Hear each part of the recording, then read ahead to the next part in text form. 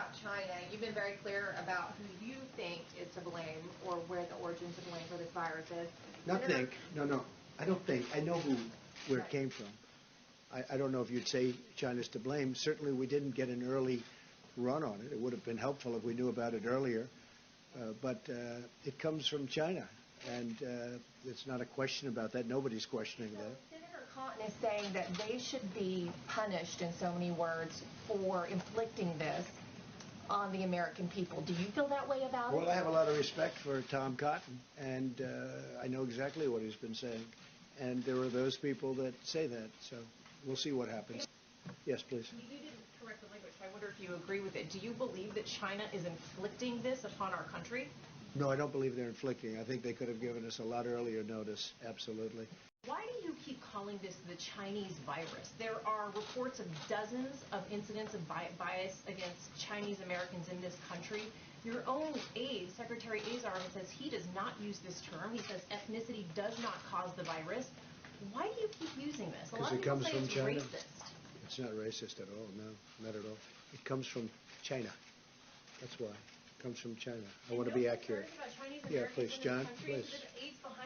I have great love for all of the people from our country, but as you know, China tried to say at one point, maybe they stopped now, that it was caused by American soldiers. That can't happen. It's not going to happen, not as long as I'm president.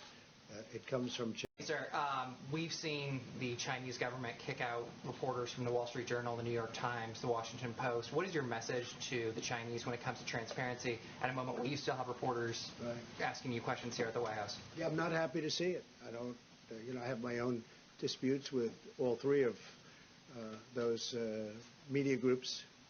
I think you know that very well.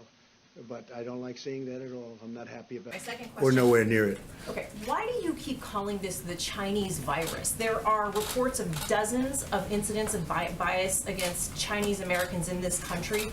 Your own aide, Secretary Azar, says he does not use this term. He says ethnicity does not cause the virus. Why do you keep using this? A lot of people say it's racist. It's not racist at all. No, not at all. It comes from China. That's why. Comes from China. I want to be accurate. Yeah, please, John, please. I have great love for all of the people from our country, but as you know, China tried to say at one point, maybe they stopped now, that it was caused by American soldiers. That can't happen. It's not going to happen, not as long as I'm president. It comes from China. John, please. Two questions, if I could, Mr. President. First of all, the Defense Procurement Act, you're invoking it today. Senator Schumer said on the floor a short time ago that it urgently needs to be put into action to produce medical supplies, particularly ventilators. Do you have some targets that you would like to see immediately spooled up under the act? We have tremendous numbers of ventilators, but there's never been an instance like this where no matter what you have, it's not enough. That would be the case. We will be, it's being signed. It's essentially drawn, and I'm going to sign it in just a little while. If we need to use it, we'll be using it at full speed ahead. He says it's urgently needed to be used. Do you have some Well, targets? we're going to know whether or not urgent, but we will, we do have targets. We have targets for certain pieces of equipment. We have targets for masks. The masks, the numbers of masks are incredible. We've ordered millions of them. But we need millions more. A thing like this has never been requested, and we've never had to even think in terms of these numbers. But we need millions of masks, and all of that will be ordered. We need respirators. We need ventilators is a big thing because it's a complex piece of equipment. So we have a lot of ventilators, but we're going to be ordering more. And the second question, what size will the checks be that will be sent out to Americans? To be determined. We're working with the Senate right now. We're working with everybody on Capitol Hill. There's been tremendous, there really has been, I mean, with some exceptions, obviously, because it's always the way it is, but there has been, they've been getting along very well, Republicans and Democrats. It's a nice thing, very bipartisan so far. Would you like to see them more than $1,000? Well, we're going to see. I don't want to get into that right now, John. We are looking at different numbers. We're looking at timing that would be different, splitting the time, splitting the payments. We're looking at a lot of different things. Hasn't been determined yet, but it will shortly be determined, and people want to go big as opposed. Everybody seems to want to go big, and they want to get to the recovery. The big day is the big thing we can do is get rid of this horrible I call it the unseen enemy. You call it, there's 1,000 different terms for it, but whatever, it snuck up on us, and it did 128 countries. I think it's in something like that, very close to that. Think of that. So it spreads violently. It's a very contagious, very, very contagious virus. Do you consider America to be on a wartime footing in terms of fighting this virus? I do. I actually do. I'm looking at it that way because, if it got out of control, the big thing we did was a very early stoppage of people coming in who could be very, very heavily infected. That was a very good move, and it was very early, very, very early, when most people, including a lot of professionals, they didn't want us to do it. That really saved a lot of lives. And yeah, I look at it, I view it as in a sense, a wartime president. I mean, that's what we're fighting. I mean, it's a very tough situation. You have to do things. You have to close parts of an economy that 6 weeks ago were the best they've ever been. We had the best economy we've ever had. And then one day you have to close it down in order to defeat this enemy. And but we're doing it, and we're doing it well. And I'll tell you, the American people have been incredible. For the most part, they've been really incredible. Yeah, please, Caitlin. For you, and then I have one for Secretary Wilkie as well, but I'll start with you. You just said there are a tremendous number of ventilators that we have, but for weeks, hospitals have been warning about a critical shortage that they say we are not prepared for. So why did it take so long to invoke the Defense Production Well, Act? hospitals are supposed to have ventilators, too. And when we have thousands of ventilators, it sounds like a lot, but this is a very unforeseen thing. Nobody ever thought of these numbers. Nobody ever saw numbers like this. Even with regard to testing, normally we wouldn't be doing testing, and they decided to do it. Very, very hard to ramp up. Now we're getting highly sophisticated tests, and it's going very well. But nobody's ever heard of testing in the kind of quantities that you're talking about. But we knew for weeks we needed more ventilators. So why did it take so Well, long? we knew. It depends. It depends on how it goes. Worst case, absolutely. Best case, not at all. So we're going to have to see where it goes. But we are ordering thousands and thousands of ventilators. And they're complex, these are complex machines, and but we're ordering them. Does anybody have Mike, maybe you do, how many do we have? Yeah, you said And you we're could ordering, access the please, number. yeah, please. Do you know the number? We have a specific number of ventilators in the stockpile. It's in excess of 10,000, and you just heard the announcement from the Department of Defense. They'll be adding several more thousand to that. But the President, even this morning and yesterday afternoon, speaking with the largest companies in the supply chain in this country, we're hearing a tremendous spirit among industry leaders who are ready to step in and add to that volume. The stockpiles don't count all of the ventilators that exist today in the marketplace and in healthcare facilities around the country. But the President's given us a directive to make sure that our stockpile, but just as importantly, working with industry leaders, that we're securing the increase in ventilators, the increase in masks, gloves, eye protective care, garments that are all necessary to lean forward. And we're confident we'll be able to accomplish that with the incredible cooperation of the supply chain that exists in America today. But we don't have an exact number for nationwide how many ventilators we have? We can give you that exact number. We'll give it to you. that's what But we're ordering a lot more. Okay, sorry. Yeah, go ahead in the back, One please. question for the VA Secretary? I have one question for Yeah, the one First second. Secretary. 1 second, Caitlin. We'll do it in a second. Okay. You'll be able That's to. important. Two questions, Mr. President. Thank you. Yes. The first one on the Canadian border. What was the tipping point? Friday we talked about it, and Monday you said no, we're not considering closing No, I said the border. not yet. I spoke with the Prime Minister, Trudeau. Very good relationship, obviously, between us and our two countries. And no tipping point. It's just that we want to isolate from the standpoint we don't want people coming into contact, because that's the way we're going to win this war. That is so important. And we both thought it was time. Now, it's not affecting trade. It's non-essential. It's non-essential crossings. It won't affect trade at all. And it was just something we thought would be good for both countries. Yes, please.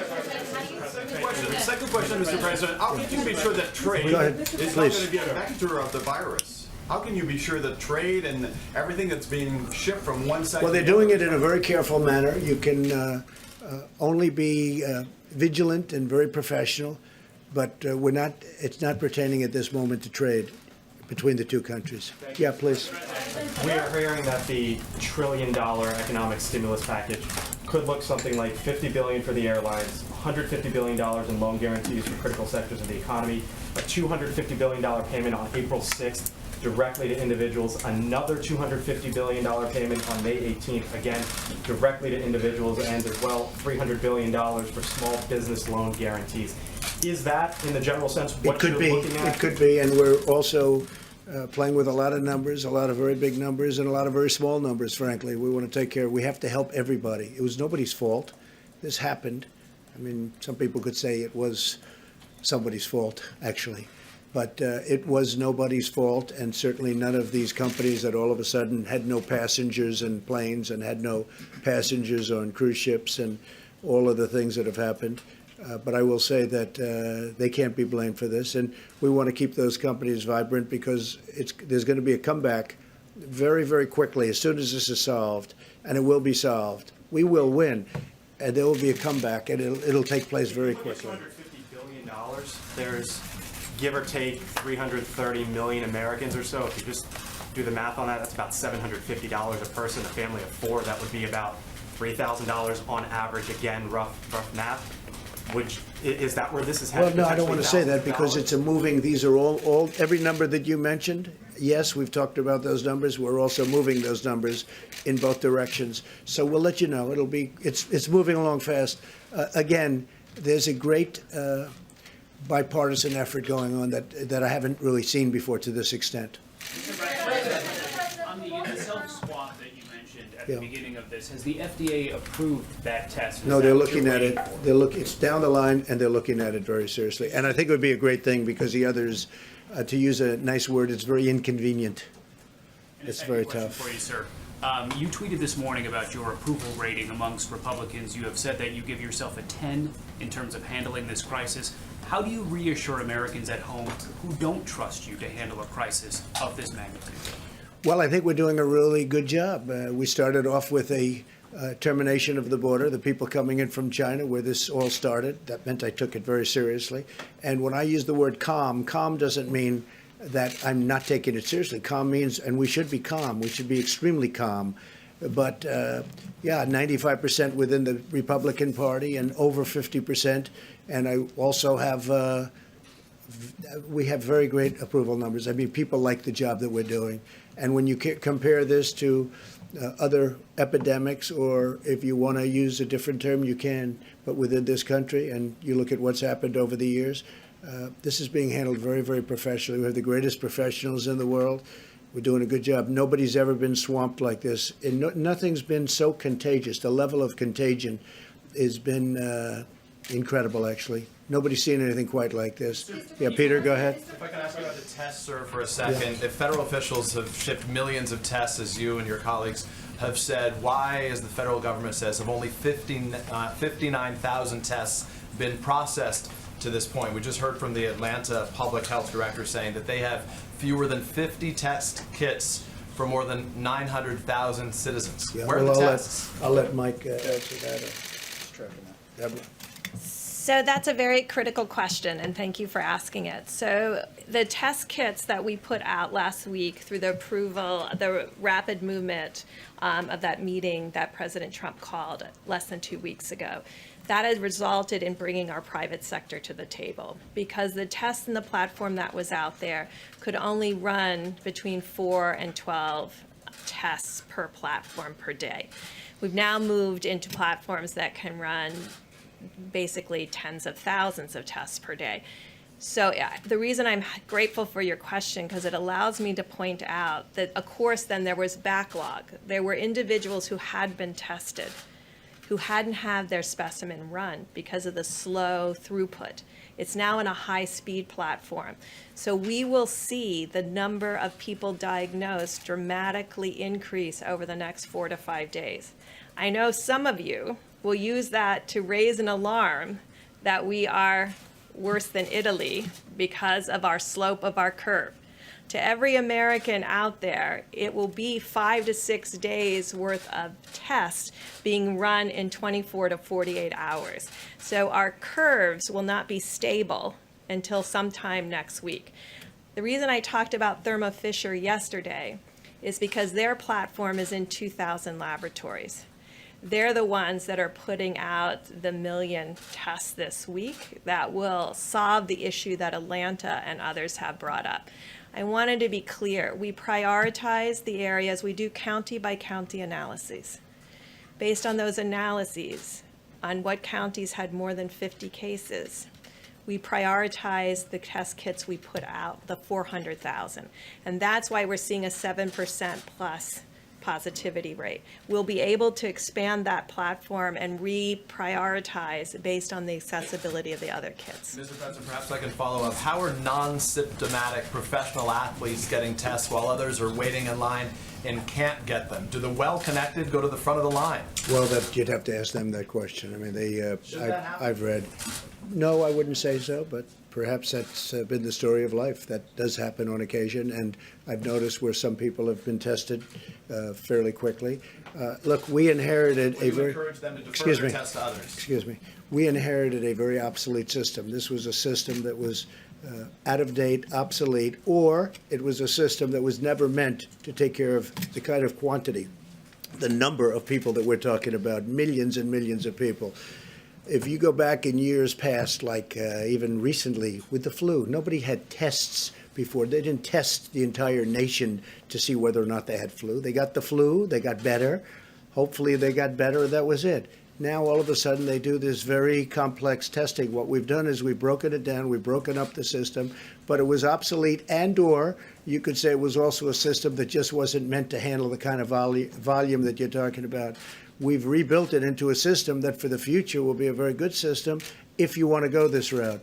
But this was never done before, and I would imagine it will be done in the future, but we built it into a very good system by using private companies, the great private companies. And I have to say Roche has been doing a very good job. They're doing a lot of work, a very good job. But this was an obsolete system. This was not a system that was meant to do anything like this or even near this.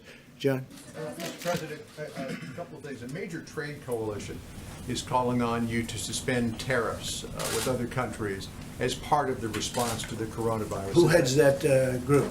Those countries do, probably. No, it's an Go American, check. It's an American free trade. I know. I'm sure of free trade. Look, China's paying us billions and billions of dollars in tariffs, and there's no reason to do that. They haven't even spoken to me about that. China hasn't asked me to do that, but we're getting billions of dollars a year from tariffs from China, and I can't imagine Americans asking for that, but it could be that China will ask for a suspension or something. Let's see what happens. China's having a very rough time. They have their worst year in 76 years, as I understand it. They're having a very, very tough time, and then on top of it, this happened with the virus. But no, we're taking in billions of dollars a year in tariffs, and this was caused by something totally unrelated to tariffs. And on asylum seekers and people who cross the southern border illegally, are you planning to invoke 42 U.S.C. 265, which would allow you to prohibit entry of certain people The across answer is the border? yes. And when will that happen? Very soon, probably today. Yes. Question for you and then a question for Dr. Burke. Yeah. On the border, firstly, are there plans to fully shut the Mexican border? And what do you define as essential travel when it comes to the U.S.-Canadian border? Well, I think essential is medical. We have military working together. We have industry working together. And again, it's not affecting trade. So things like that. But just leisurely, let's go to a restaurant and have dinner, which a lot of people do. They come both ways. They go in both directions. That kind of thing we have ended on a temporary basis. Yeah, please go ahead. Not close it. No, we're not going to close it. But we are invoking a certain provision that will allow us great latitude as to what we do. May I ask Please. some questions if I could? Yeah, The go Wall ahead. Street You know what? Go Journal ahead. Sure. The Wall Street Journal says Doctor. virus, but that FDA scientists are warning that this could put patients at risk. I haven't Is this seen something the you're article. looking at? No, I haven't seen the article. We are making a lot of progress therapeutically. I will say that, but I have not seen that article. No. Go ahead. Mr. President, we've shut down non-essential travel to Canada. Are you considering shutting down all travel to blunt the spread of the virus? And we've heard from industries like the airlines who are seeking relief.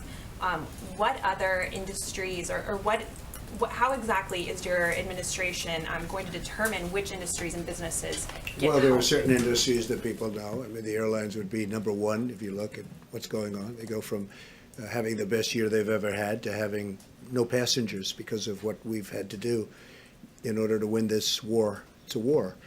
And so, basically, what many of the industries are.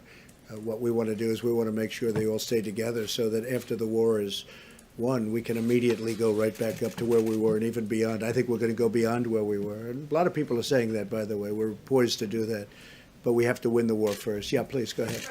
To follow up on that, Treasury proposed $150 billion today for those industries, but their proposal doesn't detail which industries would get that money and how much. So aside from the airlines, which you just mentioned, what about the cruise industry, the hotels? Yeah. How much of that money do you see them each We're getting? talking about all of it.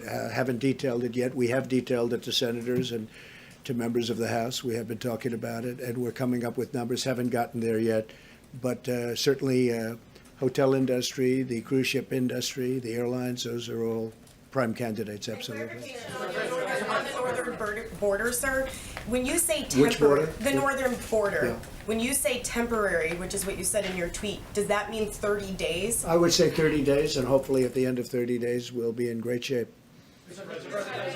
Jeff, please. Mr. President, I was struck by what Dr. Birx said about millennials and others perhaps not taking some of these warnings as seriously as you would like. Some of those people also seem to be your supporters and conservatives who may be quoting some of what you said at the beginning of this, comparing it to the flu. What is your message to them to really follow what you've been saying so far, and are you concerned that they're still listening maybe to some of your earlier comments rather than your more recent ones? Well, I think my earlier comments are to be calm. I mean, I do want people to be calm because we're going to win this and we're going to win it. It's just a question of time. And I wanted to go quickly. So based on the fact that I wanted to go quickly, I hope they just listen to what we've been saying over the last period of time.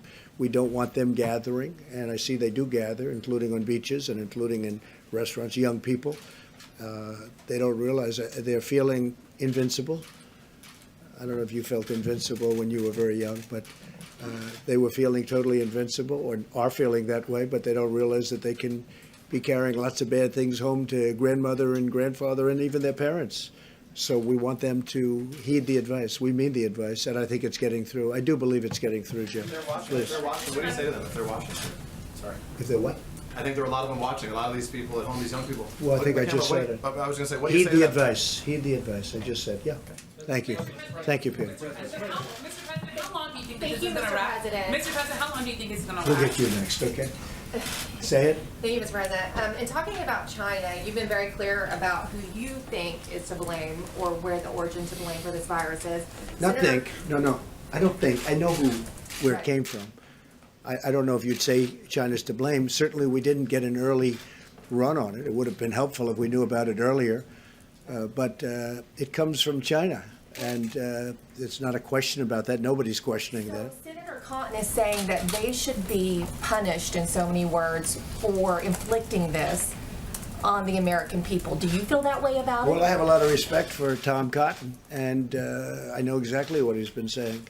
And there are those people that say that. So we'll see what happens. Thank you. Go ahead. It's your turn. Go ahead. Please. He's been waiting a long time. Please.